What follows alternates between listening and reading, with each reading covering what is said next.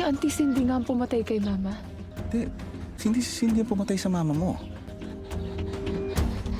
Kinuwento ni Mang Ibe kila Bingo at Caroline na maganda at mabuting tao si Divine, kaya ang tingin niya noon ay hindi dapat siya ginagawang kabit o pangatlong asawa, kasi ang tingin niya ay minamahal siya ng buong buo, yung walang kahati na kayang-kaya niyang ibigay yun, pero tinanggihan siya ni Divine kaya nasaktan siya. Nasakto namang nilapitan siya ni Cindy na gusto niyang ipadoktor yung papeles ng Orchid Place, dahil kapag nalaman ni Wilson na pinagnanakawan siya ni Divine ay maghihiwalay silang dalawa. Tinanong naman ni Caroline kung hinayaan talaga nilang maging substandard yung building para masira ang mama niya sa papa niya para maging sila ni Mang Ibe,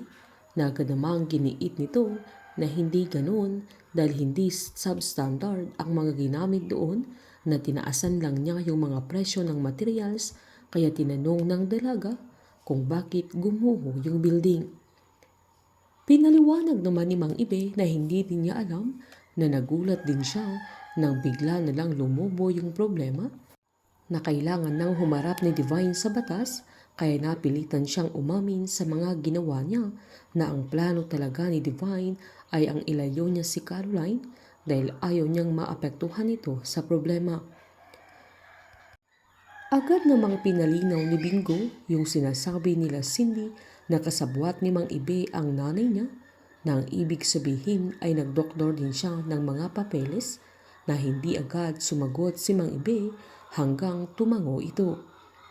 Sinaad ni Bingo na pinagpalit siya ng nanay niya dahil lang sa pera, kaya hindi siya magugulat kung ginawa niya ang bagay na yun.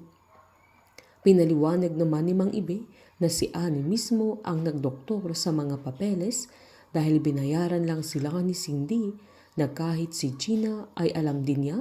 kaya mas lalong nagalit si Caroline dahil noong tinanong niya si Gina ay todo deny sa dalaga. Taos-pusong humingi ng tawad si Mang Ibe sa mga nagawa niyang kasalanan sa kanila, na habang buhay niyang bibit-bitin lalo na kay Caroline, dahil kung hindi siya pumayag sa gusto ni Cindy ay sana buhay pa si Divine. Agad tinanong ni Caroline kung si Cindy nga ang pumatay sa mama niya, na agad namang sinabi ni Mang Ibe na hindi si Cindy, na mas kinagulat ng dalaga. Bago pumunta sila Bingo sa lasinephone niya ay hinanda niya ang sarili niya, dahil sa pagharap nila kay Mang Ibe ay alam niyang baka mas lalo siyang masasaktan, pero ang nagbigay ng pag-asa sa kanya ay si Caroline, dahil kahit may kasalanan si Annie kay Divine ay hindi niya dinamay si Bingo, dahil alam ng dalaga na biktima din ang binata sa mga nangyari sa nakaraan, kaya pareho silang nagdurusa.